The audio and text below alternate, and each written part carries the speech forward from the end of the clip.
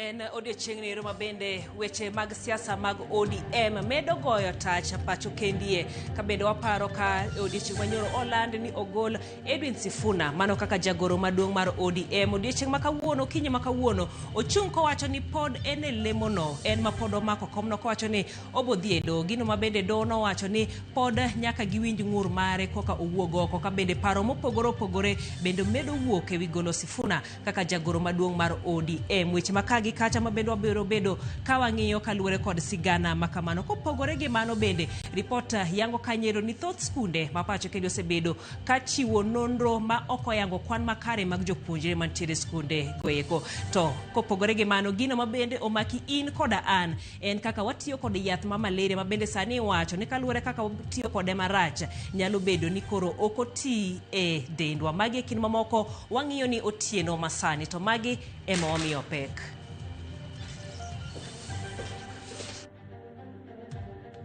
I remain a loyal member and the duly elected Secretary General of the ODM party. I remain committed to the struggle for a fair, just and democratic Kenya. Senator Edwin Sifuna oramoni okoyie wuok e lemo mar jagoro maduong' mar ODM manyogole kado bendo chungo chenro mar gole. Noticed 10 secondary schools and 17 primary schools that were non-operational due to insecurity, lack of learners or relocation of communities but continue to appear in NEMIS. Report yango ni serikal wito oktin ne shillings milion 90 nikech omenda ma ichwalo ne jopuonjre ma onge. Mag plastic ber nikech gin ok gi tim nyal nigi effect enam. Nikech wande ko gi app koro app no emi follow up. App no konyowa wang'ego ne rech motho ginadi kiyudo ti record kanyo. E sigana makende kawuono wamenyo okenge ma mine medo goyo e pith mar rech makinde mokalo ne owene joma chuo.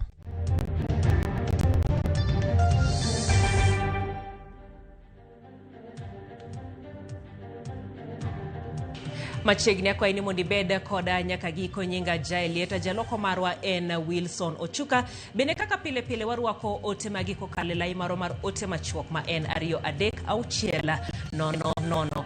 Migawo mar somo koro yango ni nitiere jopuonjre ma bandia ma hewo milion 1 ma sirikal osebedo ka chiwo negi omenda mag somo ka yiem nono kato bedo ni nondgi ok yudre e lai mar NEMIS.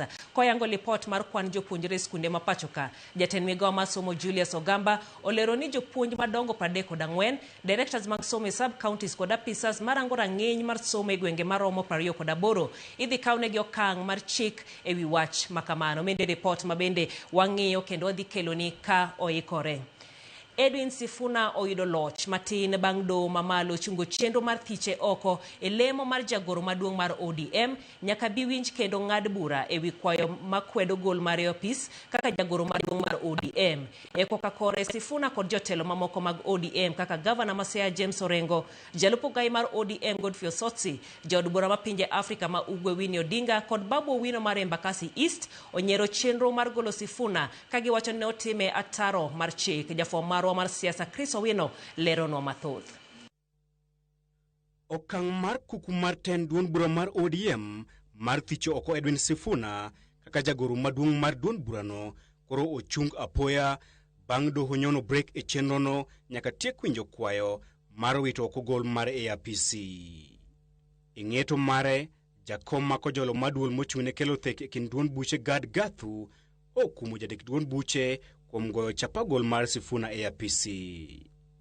Bura mar ng'eyo odiochieng' makwayo makamano ibiro winj dhi timore tarik 26 dwe mar 2 higani. Motelo ne mano, Sifuna kod jotelo mamoko mag ODM otwa kod jofwamb weche e bore Nairobi kendo nyiero chenro matemo golo Sifuna APC kagiwacho ne odhi ataro kod chike mag ODM kendo singo madhi e doho e yudo ratiro. At no time have I been informed of any allegations against me, be they of indiscipline, insubordination or incompetence in the execution of my duties as the Secretary General. Funa podie Secretary General mar ODM.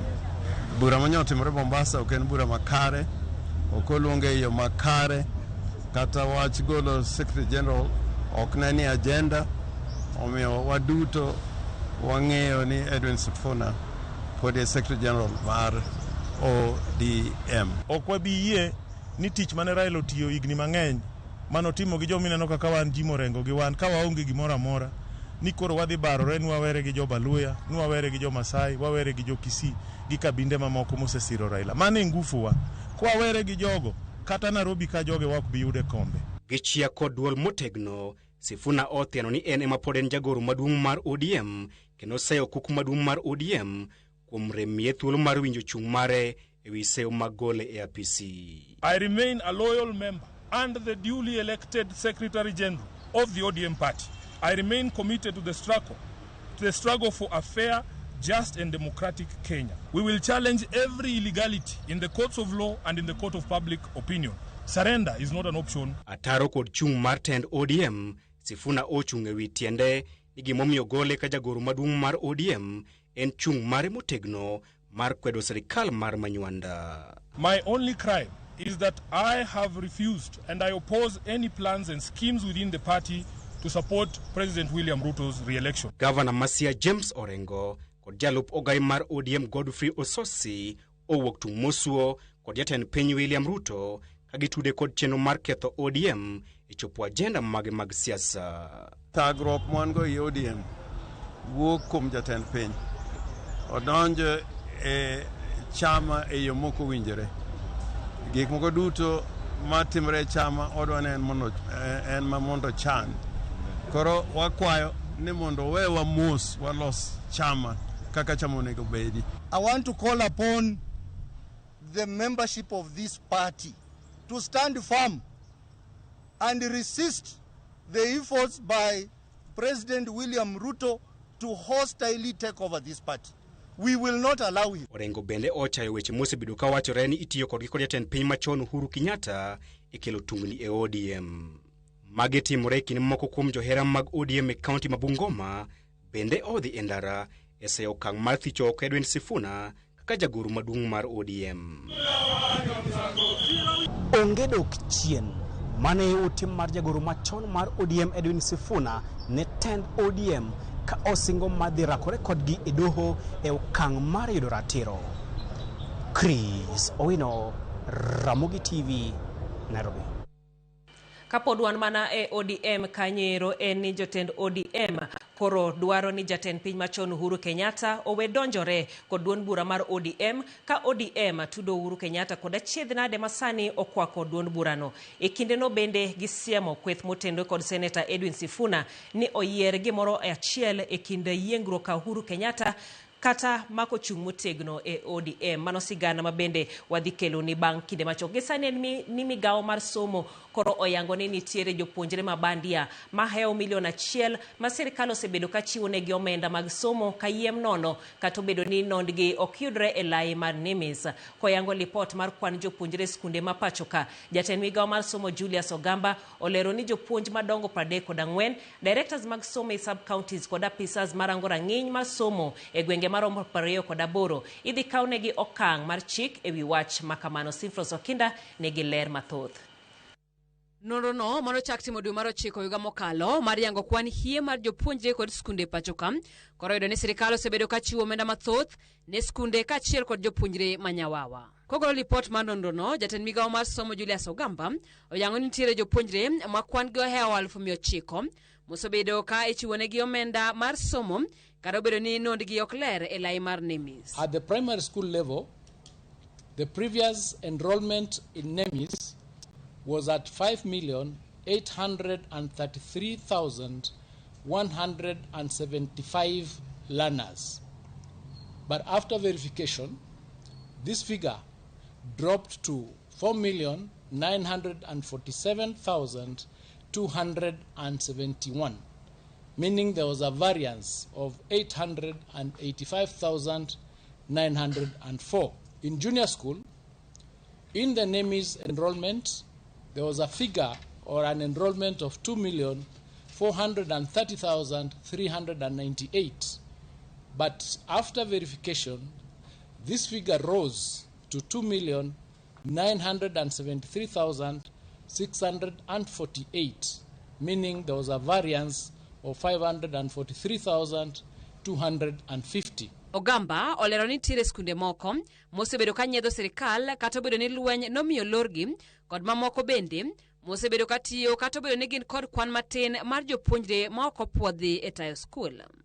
10 secondary schools and 17 primary schools that were non-operational due to insecurity, lack of learners, or relocation of communities or administrative closure, but whose status had also not been reported to the ministry that continued to appear in NEMIS. There were 102 junior schools and 84 primary schools that were below the stipulated minimum enrollment threshold. Jatend migao no mawacho ni sirikal okungo silings milion 912 tok ne chungo listi mar kwan jopuonjre. Bende olero ni gisechulo listi mar jopuonj 34 ma skunde gi tudo kod mibadhi ni duol mar TSC mondo okawnegi okang' mar chik. Kamano bende apisas mamoko mag somo bende nyigegi koro chwal ne okwach kich ne nonro matut. 14 heads of institutions for failure or refusal to submit data for verification. Number 2, 20 heads of institutions for submitting inflated student enrollment data. Number 2, administrative action is being taken against 28 sub-county directors of education and quality assurance and standards officers in areas where systematic failures or supervisory lapses were established. Migao mar somo singoloro skunde manyawawa kendo chungo oro omenda ne jopuonjre manodgi ok ler e chenro mar sirikal mar NEMIS. Simfrozo Kinda, Ramogi TV. Jatend piny okwedo kweth mar Rigathi Gachagua konyisogi ni gionge teko mar seyo tende kendo nyise kaka otayo chenro mag dongruok mar rowere kokale chenro mano mar Nyota. Koloso Mandera kodwa jie kinde mochwalo maromo milion 120 ne rowere maloyo 5,000. Ruto wacho ni jokanyo mag United Opposition ok nyal telo ne piny gimomiyo ne ogolgi apis ka othichgi kendo ne wach mar kwalo chiemb konya. Wale watu wanazungumza huko kwa pembeni, nyinyi hamuna mpango yoyote, hamuelewi. Na mimi najua, I understand you guys, capacity yenu iko chini. Hii program is too difficult for you to understand. Kwa hivyo endeleeni kuongea huko kando. We are talking about things that are going to transform the Republic of Kenya. Wengine tuliwapatia nafasi kule mbele, wakakuja wakafanya biashara na chakula ya wananchi. Wakuja kufanya siasa na chakula ya wananchi. Saa hizi wanajaribu kutuzungumzia. Sasa wewe, my friend, wewe ulifutwa kazi kwa kuiba relief food. Alafu unakuja kutuongelesha mambo ya relief food. Wewe, you are the last person, the least qualified, with no moral authority to tell anybody anything on matters food relief because you are a petty thief. Sigana motele ni jotend ODM koro dwaro ni jatend piny machon Uhuru Kenyatta owe donjore kod duond bura mar ODM tudo Uhuru Kenyatta kod achiedh nade masanyo kwako duond burano. E kinde no bende gisiemo kweth motenore kod Senator Edwin Sifuna ni oyier gimoro achiel e kind yiero ka Uhuru Kenyatta kata mako chung' motegno e ODM. Walter Nyambaga nigi mathoth. Bangrao luoro liel kendo liel luoro rao. E chama mar ODM, judito mag ODM koro ne luorore na mar chumbi mae kaunti ma Lamu, kagi lewni wi pi mana bang' pimo pi kod mogo e gwetho Edwin Sifuna oko. Ka ema tend ODM owuok tung' musuo kod jatend piny machon Uhuru Kenyatta, kagi koni ochwalo mach e kendo oweyo kaw lemo wang' e duond bura mar ODM. Shida tuko naye ndani ya chama chetu sio mambo ya broad based, sio mambo ya serikali ya broad based, sio mambo ya Ruto. Shida tuko naye kwa chama chetu ni yule former president ambaye anaitwa Uhuru Kenyatta. Huyu ndio anaharibu chama yetu. Sisi tuko pale ambapo baba mwenyewe alitufikisha. And we know the culprit in this whole agenda. Na huyo anaitwa President Uhuru, former President Uhuru Kenyatta. Yeye ndio anatamani ODM isishikane pande hii, iende ishikane na wale watu wa Wamunyoro. Tendo ODM okoni kanyathio yuago wembe. Tomie, magige yango kagi koni awayo no jogore gi lak. kendo Seneta Sifuna nonyono kwesi. Nia yao na madhumuni yao tuikoroge ODM, baada ya kuikoroga sisi tuingie. Sasa sisi tunaambia kabla hamjaikoroga tumewakoroga nyinyi. Lakini wakati tuliona wakianza kuzungumuza, sisi naona vitu vingine sisi hapana elewa. Atiko watu huko najiita fimbo by fimbo, watu ya Munyoro yenyewe. Wananuka wa Munyoro, wanaimba wa Munyoro, ati ndio wamebebana nao kuja kule kwa ngome ya ODM. Musimame ngangari. Nimepewa jukumu kuu ya kuwa katibu mkuu wa ODM. Hakuna gap kwa siasa. Baba alipotuacha, tuliacha gap kweli? Judito mawuok milambo toko nige siro gwetho Sifuna oko koyuo. Anacheza na ODM wetu kanenda. We kama unaona umebega mabawa wajiweza peke yako, si unaenda unaanzisha chama ingine? As the ODM Kakamega County, we are in support of the decision taken by NEC to remove Honorable Sifuna and replace him in an acting capacity with the women rep of Busia County, Honorable Catherine Omanyo. Duond bura mar ODM ochano bagoro me county ma Kilifi. Walter Nyambaga, Ramogi TV. Jopinyo golo pachgi e wi okang' matend ODM okawo mar thicho oko Edwin Sifuna e lemo mar jagoro maduong'. Wawinjane kaka jopiny e loso. Chenro kata wach manyong'ad gi NEC mar ODM bura manyotimore Mombasa gi decisions manyogi ng'ado te kendo thuolo manyogi kawo mar suspending Secretary General mar chama Edwin Sifuna nikech osebedo ka ok owinjire kata ok ochikre tir gi chike mag chama. Wan jo ODM mane Baspak ma Kisumu wasero chama kendo yigi decision no kendo obiro chung kod party leader marwa Dr. Oburu Odinga ni chama nyaka bed kod discipline kendo weche duto mong'ad kod leadership mar chama nyaka lu nyaka giko. Wang'eyo ni party nitiere kod chikege to ng'ato ka ng'ato mantiere party nyaka lu chike mag party. Koro kaponi kaka koro ODM ne wuotho kendo nokolure kod chike mag ODM, anasiro ni okang' mana party leader mamaro Oburu Odinga nokawo en kare kendo en kare kabisa. Kata giwuok to kan giketho ODM. Kech ODM ok mar Sifuna to ODM ok mar gine mar jo chama. ODM mar jo party te nyaka wan oganda mwan piny ka. Koro kata golo sani to kwane rach. Hata Raila kuwa na mali anataka Raila kuwa na mpanga kumtoa. Hao wenye wamekuja sasa mbona wanamtoa? Hakuna mali anaenda, abaki kwa chama na chama watu waungane pamoja, ODM isonge mbele. Dino rachna Said, Sifuna ne wacho pache, kata Karel ne pod ngima, no wacho ga pache. Kendo Raila no yiego. Kuro gimano timar golo Sifuna kanyo kima fine, gino gima rach Said, gidhi ketho party. Party dhi dong no, kata sami neno ni party sidong no.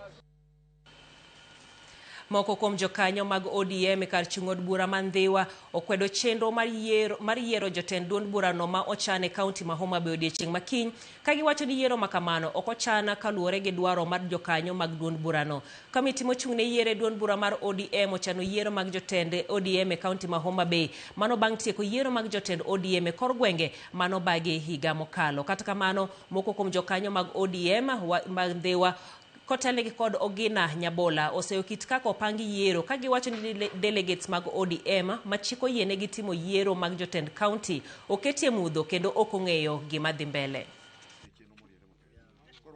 Jomo iluongo yiero mar Homa Bay county kiny giluongo yiero ma ok recognize jochama.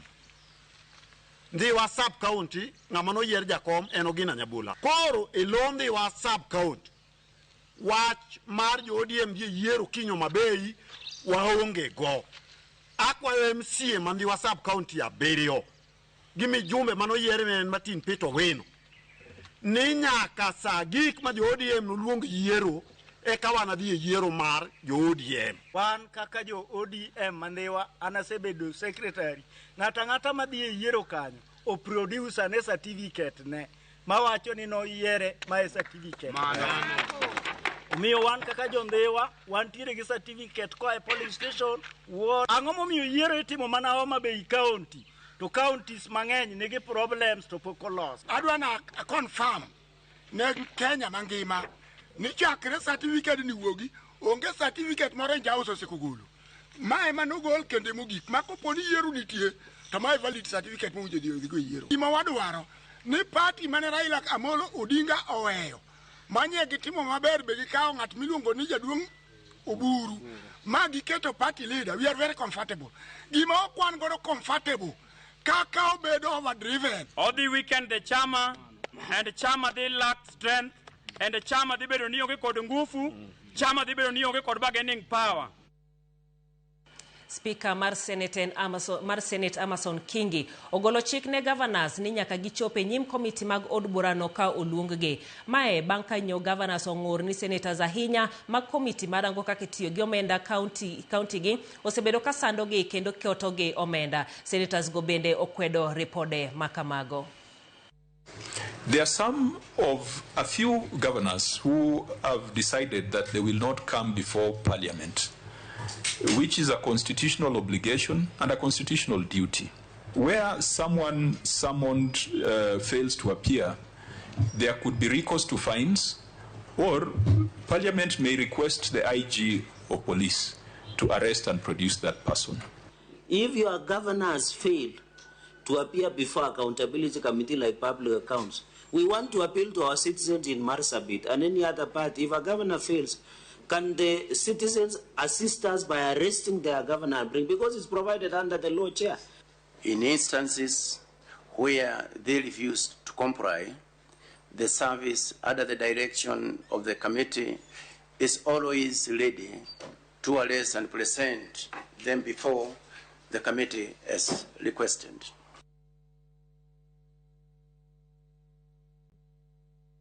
Dakika gina par kod 9 mosekalo tok sa achiel mano mar otieno. Erokamano maduong' mar medo mana kete e weche manyien mag ang'ich welo. Antiere koda moko kuom ote magi. Martin Ochieng kawuok Ruai wacho neno Ramogi Makare gi Mama ni Nyalago, Imoso Karan, Joshua Ochola, Bishop Charles Mayoga bende. Elijah Okoth mar Oyani Masai wacho ni mor kod okang' ma Sifuna okawo mar chungo thicho mare, wacho ni onge gima Sifuna otimo.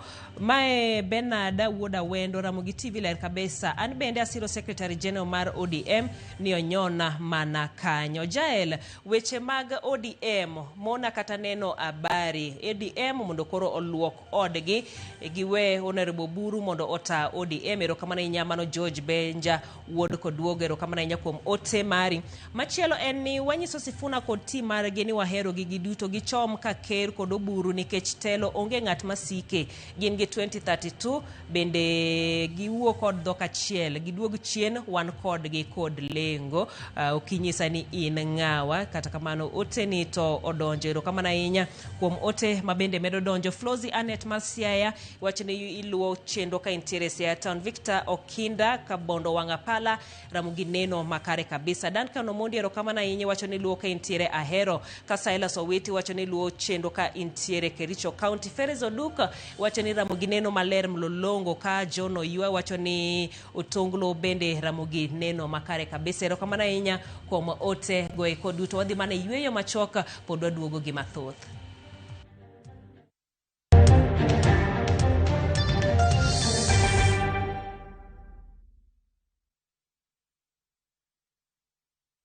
Revisha ushinde. Open and save in your KCB Gold Savings account and win. 50K school fees can find you anywhere.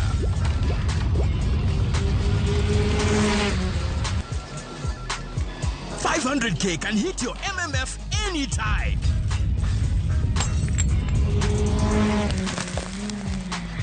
One bedroom apato ya 5.7 million can be yours. Revisha ushinde. KCB, for people, for better. Hera, Andoga, Adira. Na ye kodi. No kangeni ni nyalo timre marish kamae. Ich lach ok duong' dhoot. Obiro donjo to kao. Nyaka sani podi nikia gimoro amora mantiere pacha. Hera miyo ng'ato bedo gi teko mar timo gimoro. Kendo nyalo lokore pap mar lweny. Odni opong'o mana hawi marach lilo. Makruok gi ng'ato nigi nengo mare. Ing'eyo gimarach kodi en ni onge ng'ata piny kama dabedo gi wat kodi. Oromoniti. Remo biro yiero bedo korka ng'a. Kata kapo ni wan jokor gi nyako, mano konyiso ni wan waonge ratiro mekwa, omiyo an abiro chung' kode. Onge gima siko kopondo nyaka chieng'.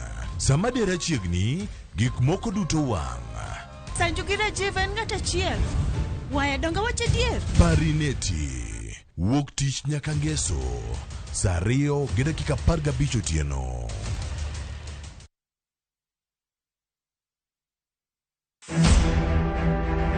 Nyakwar Ramogi ne en jamadar mar lweny mar lomo tuo to kod mar kor lwasi.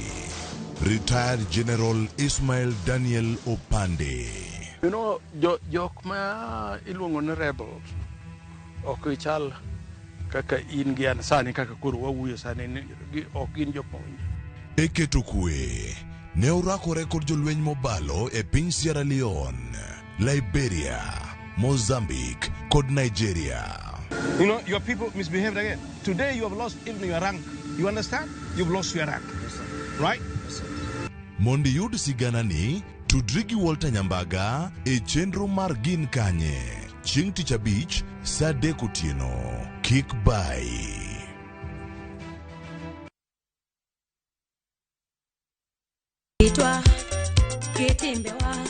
Kokalo e chuny nam, e tiend puonj koda timbewa.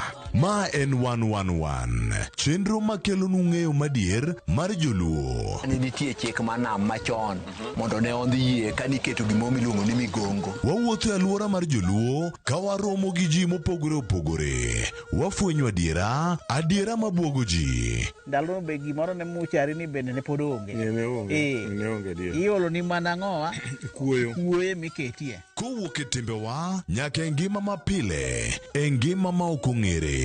En gima nigi mwandu, en luo nyaka e chunye. Joluo 111, jokato gin. 111, ngeso ka ngeso, saa 1:45 otieno, kod James Rabala, mana e Ramogi TV.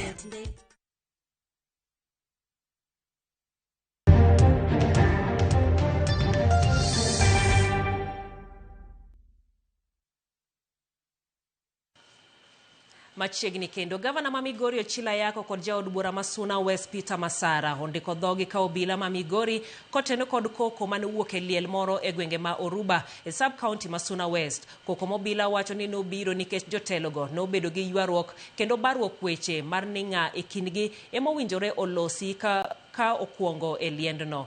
Jatendo bile sub county ma Suna West Samuel Boit mane jotelo ariyo gi ochopo e nyime wacho ni koko ni ne ochakore bang' jod bura ma Suna Peter Masara temo kawo turfung e lwet gavana ma Migori mane oriko mi thuolo mondo owuo. Gavana Yako oseo jod bura ma Suna West Peter Masara kuom kelo koko ka jod bura ma Suna West Peter Masara bendo oseo chilo e wi koko makamano.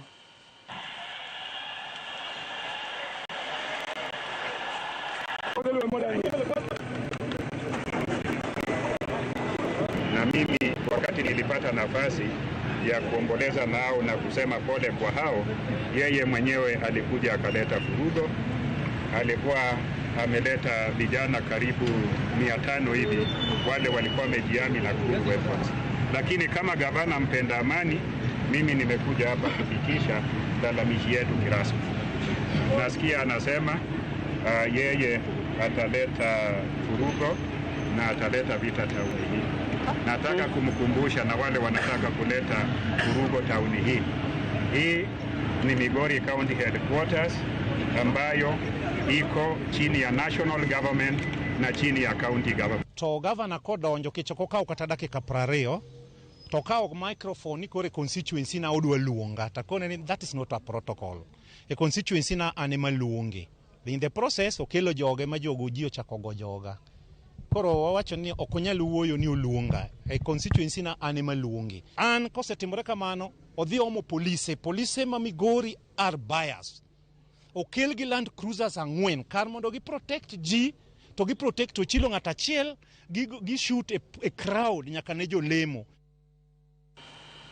Mano kanyero lweny kata gwandruok ma obedo e odiochienga ma kawuono Komachielo en ni jolony e weche mag thieth olero ni malaria osechako bedo tama ne moko kuom yedhe mosebedo ka itiyogo e thiedho tuono. Ka giloso e romo mar nondo e wi weche mag thieth, giyango kenge ma imedo keti mar neno ni oyud yedhe manyalo kedo kod tuono mosebedo ka chendo pacho ka. Magi timore e kinde ma bende jolony koni tuo mar Kala-Azar oselandore e kauntis 12 ma pacho ka, kendo winjo many kaka ichungo landruok mare kapok odeko. Antimalarial treatment, the one we use in Kenya, the first line is Coartem. It's an artemisinin-based combination therapy. The regimen takes 3 days, and usually when it's working well, by day 3, everyone clears the parasites to 0. So you don't see anything when you do microscopy. Now the concern is when you have these mutations that by day 3, we're now seeing these parasites. So it means there's some loss of efficacy in our antimalarial treatment. Within WHO, they've seen over the from about 2015 to date, we've not made a significant dent in the number of malaria cases and deaths. And actually, there's a big concern that if we don't make any changes to our malaria control interventions, we will not hit our 2030 plans of reducing malaria closer to 0.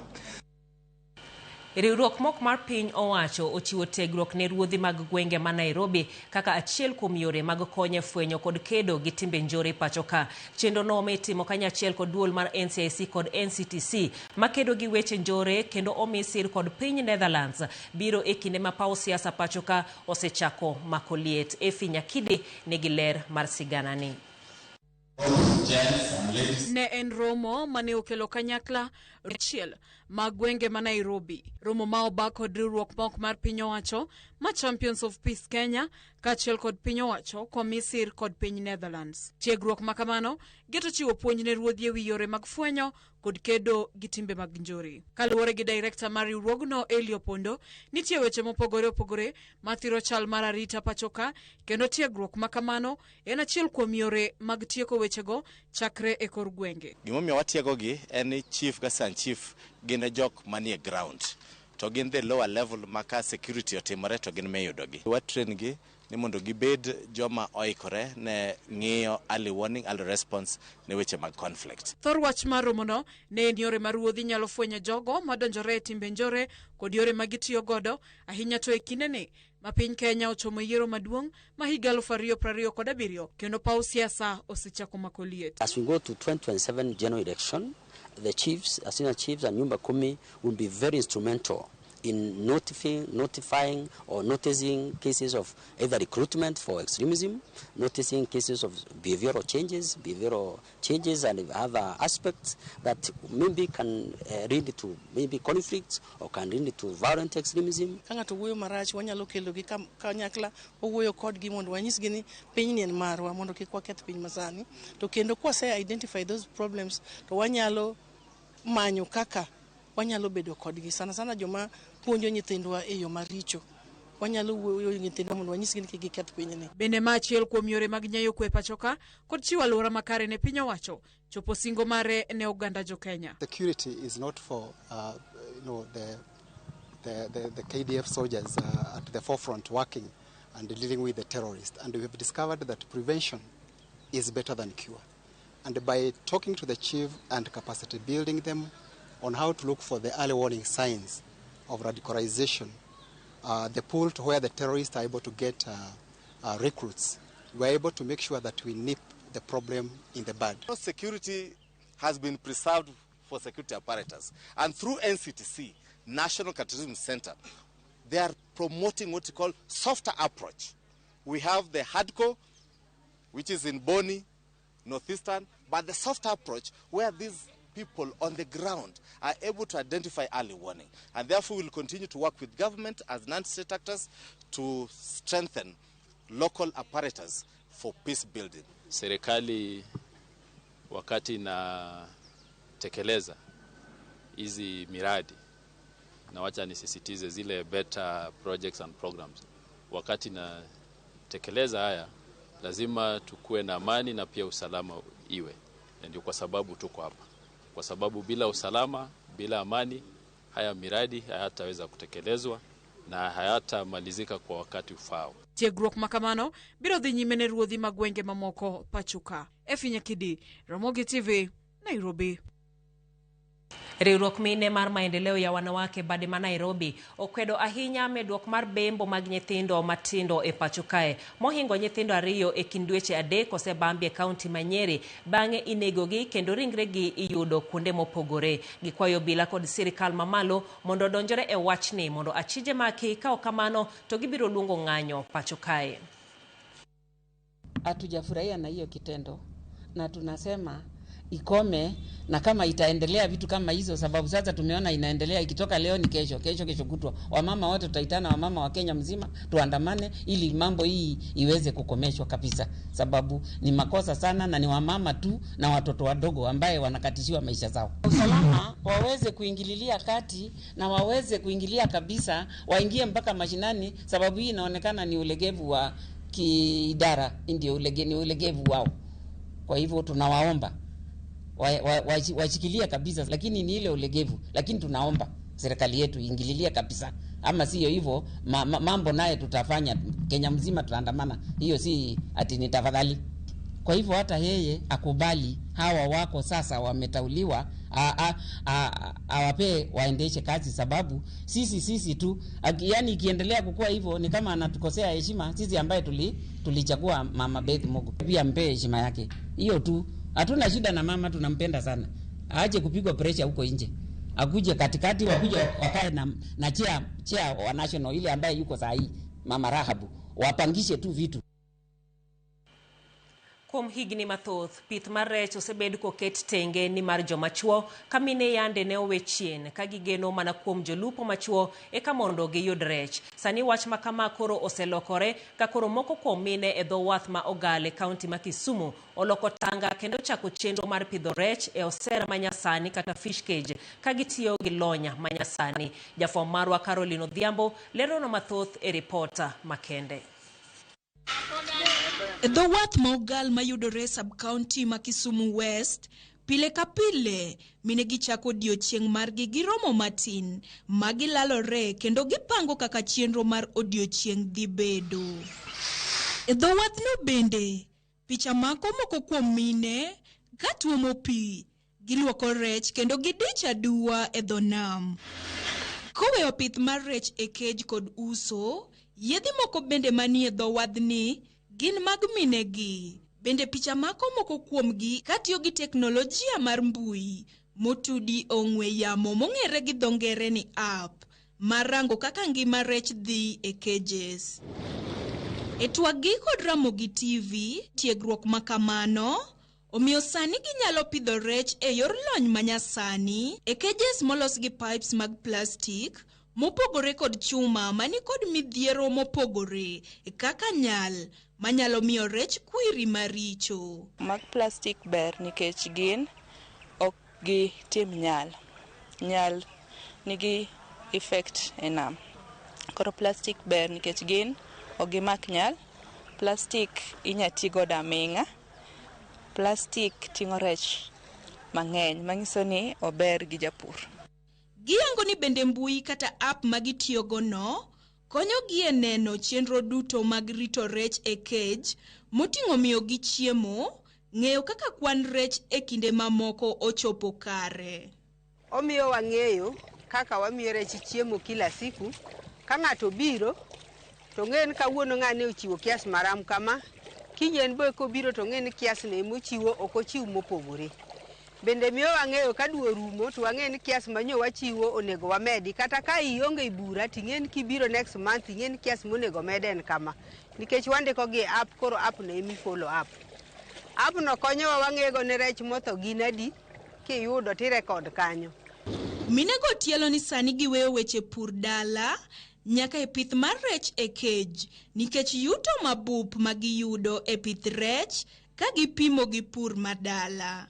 Bende gipuoyo pith mar rech no ka gikoni koro ginyalo buonjo nikech ohala no oseloko ngima gi mokalo.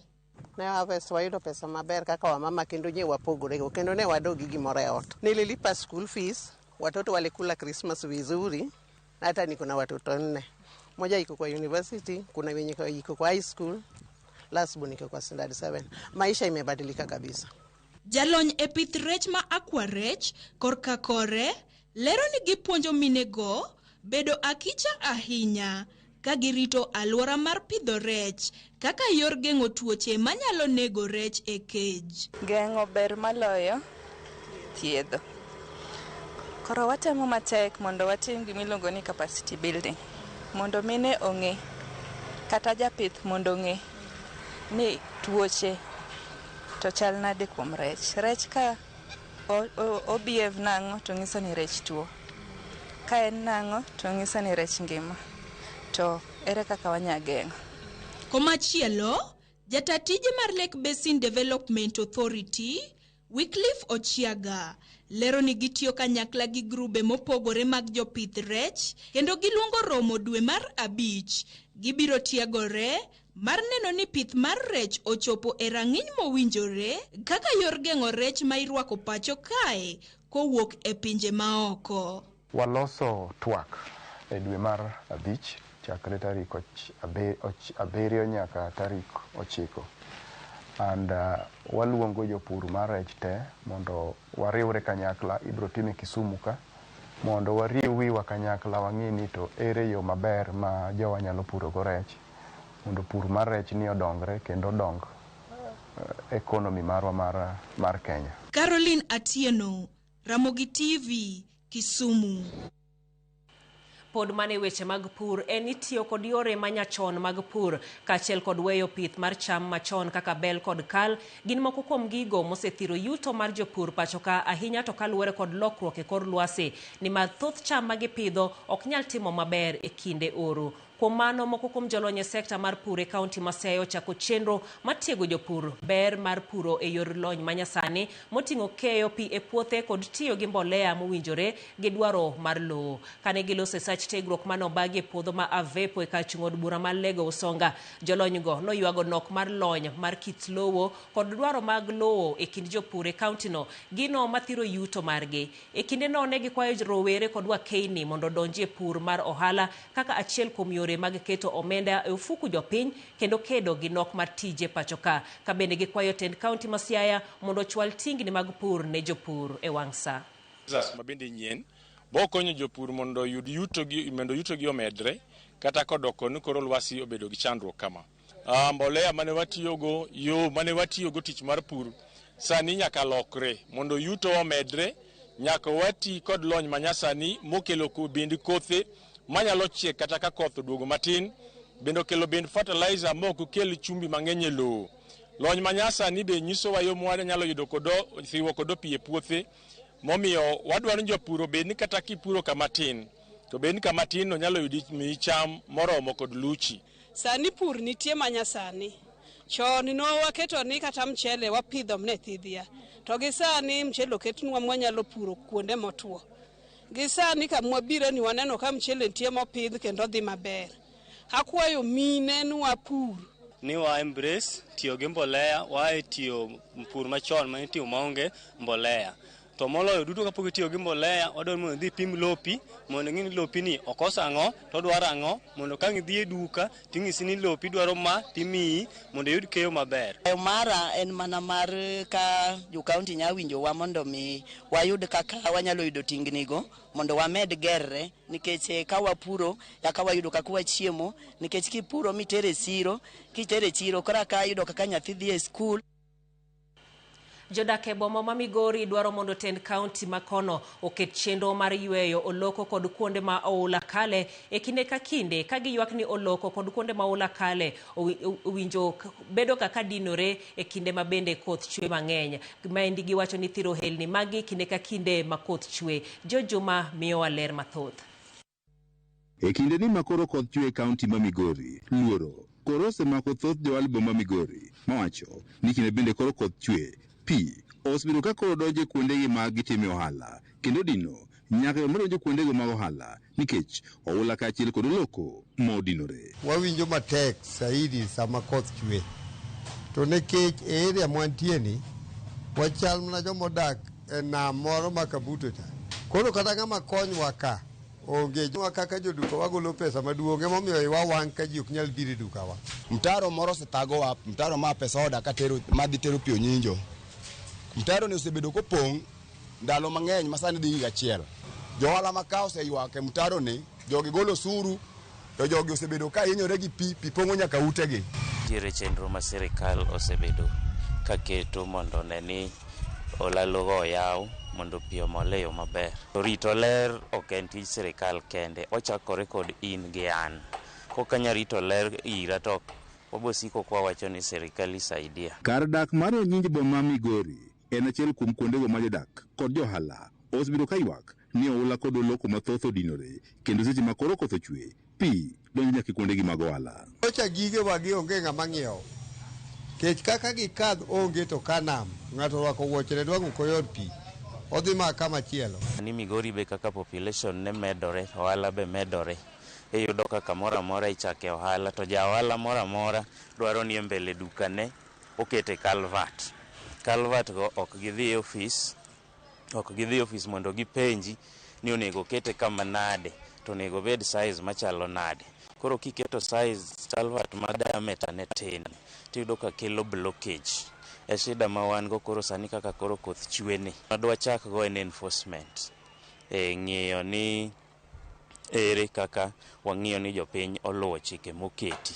Chike wantiere go kaka environment, wan gi Solid Waste Management Act marito nwakale higa mar 2021. Ene morito ler, ene mogolo regulations kaka taka onego bed ni timo gi kaka responsibility mar jopiny onego bedi. Johala gi wacho ni oloko kod oula gi osebiro kodinre kuom kinde mathoth. Gino mosemiyo gi pek e kinde ma koro koth chwe, ka gidwaro mondo koro ten kaunti ma Migori koro keto kenge makare maneno ni oula kaachiel kod oloko gi koro rit makare e kinde duto. Pong' makata customer kaka nyalo walo ka kocha mondo obi watine kon.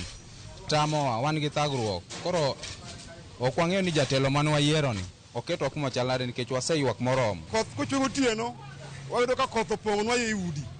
Pi opong'o yot, kendo iyudo ka pi opong'o ot ma gik moko kethore, mwandu mang'eny okethore serious. Tend kaunti ma Migori wani gisebedo ka giyweyo mitaro kaachiel kod oula e kinde ka kinde. Kata kamano, moko kuom johala kod jodak e boma Migori emosebedo ka koro wito takataka e oloko gi kaachiel kod oula, ka bende ema koro kelo dinruok magi. Mang'eny giwuok kaluwore gi kido kata timbe mag johala mar wito takataka mowuok kuondegi mag ohala kata jodak e residential areas. Sirikal oseketo containers kuonde opogore opogore monego bed ni ikete takataka, kata main markets oger kuonde mikete takataka miluongo ni transfer stations. Tiyudo ka jopiny ma jo Migori ok ti gi gigo e yo makare. Johala gi jodak makawo takataka to kete mtaro. Jatend migawono mar Apaya e kaunti ma Migori John Oringo wacho ni migawo mare kawo tendo kod migepe moko mag piny owacho mag kaunti ma Migori dhi nyime mar medo keto kenge mar yweyo lokogo kaachiel kod oula. George Juma, Ramogi TV, Migori.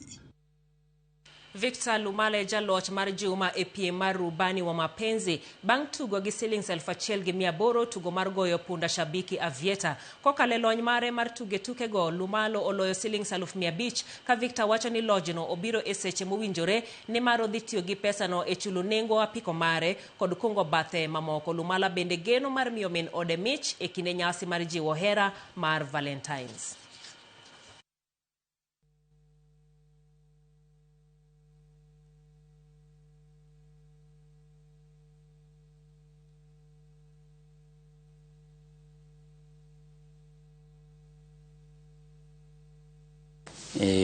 Kitu ya kwanza nilikuwa na loan ya pikipiki naenda kuanza kuilipa, alafu yenye nitabaki nayo tafungua biz kidogo kidogo yenye nilikuwa nimepanga kutoka mwanzo. Kwa wale wenye wanatumia kitu kama fee, rent, usiweke pesa yote hapo hivyo. Ufungiwe nyumba, ukose school fees. Eka kidogo, ujaribu. Eka kicheza na kidogo kidogo utapata umeshinda.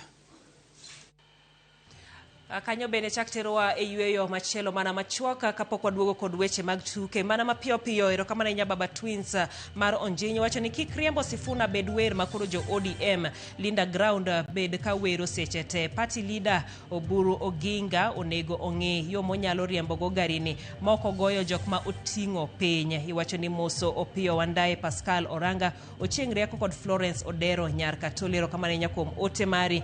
Pastor Joseph Marate iwacho ni mor kod jolendo mag Ramogi TV tero kamana hinya kama chielo en kendi enyisa ni Mama Tino Chieng kawuok Ruea ineno Ramogi TV e yono iroma kare kabisa. Ma ndi bende mano ote ma omedore. Erokamana hinya kuom ote goeko duto mathothgi gina magoeko mabende jiwo ODM mondo obed kawuoyo gi dwol achiel. Erokamana hinya kuom ote goeko duto. Waduogo kod weche mag tuke.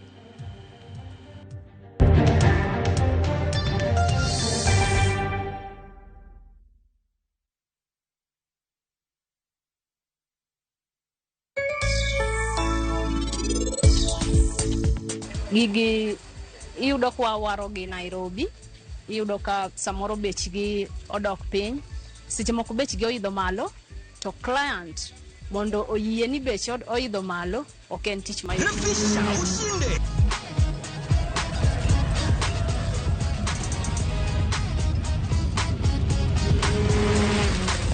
$50K ya Vasha ama MMF haingoji. Open and save in your KCB Gold Savings Account for a chance to win many prizes. KCB, for people, for better.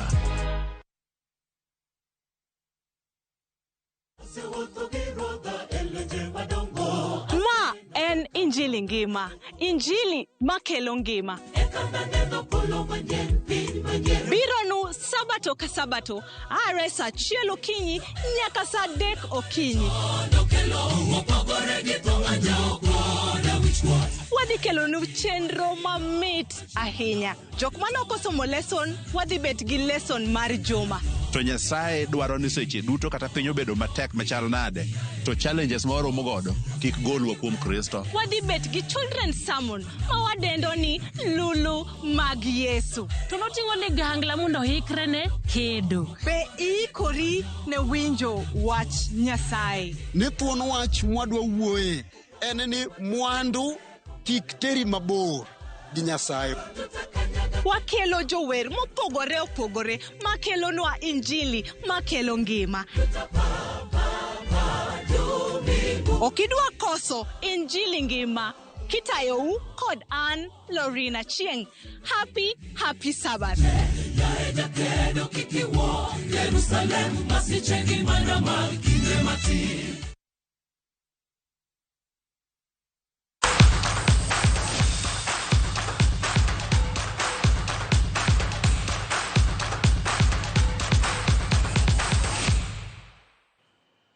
Riwruok matayo weche tuke pacho kae Sports Kenya lando loro alap tuke makasarani kod bede ne ariyo kata annex mantiere aluora mar alabno. Ginyiso timbe mosebedo katiyo gi Kasarani mondo omanya pewe mamoko maginyalo tiyo godo kapod igundho alapno. Kasarani en achiel kuom pewe ma ibiro ti godo e tuke mag laro simbo mar Afrika kata AFCON e higa manyien. We are having CAF inspectors who have come in to just look at our preparedness for AFCON. So we will request that all the federations understand that the work that goes into preparations for AFCON are kicking in, and we are reclosing again the few stadiums. We will balance to see how best we will support the federations. On Sunday, it was opened to be used for the tournament that we had then, because the other stadiums were fully occupied. And therefore, the state, as it was noted then, it's because it is not available for use, it's available to be redone in the playing field. Question to the question. Tim mar Kenya manyiri mantiere bwo higni 20 Rising Starlets nigi geno maduong' mar loyo Tanzania e tielo mar ariyo mar laro thuolo mar dhi e World Cup. Tugono idhi go Azam Complex e piny Tanzania ngesoni. Kenya nolo Tanzania gol 1-0 ne tielo mokwongo manoga e lap tuke ma Ulinzi Sports Complex Nairobi. Kapo ni Kenya oyudo loch ngeso, gibiro donje tielo mogik mar laro thuolo mar World Cup e dwe mar abich higani. Elizabeth Mideve manolo ne Kenya gol makende no ka jaloche tugoni dhi rado gi jaloche kind Cameroon kod Botswana. Tuko ready kwa second leg, tunajua haitakuwa rahisi, lakini pia sisi sio rahisi. Lazima tutafight, tutapush, na ikienda vizuri tunaenda kuwin. Morali iko juu, tumetrain, kila mtu ana believe tutashinda. Si ni wadogo lakini tuko sawa. Tumejikakamua na tumetrain, makocha wametupatia kila kitu yenye wanafaa kutupatia. Na kwa hii next game tunapromise kwamba tunapata ushindi. Yao iko poa, tutacheza, tutawaonyesha pia yao, pia sisi tunaweza win pia hapo, hata kama ni mbaya, hata kama ni mzuri. Kupanda, bado unapata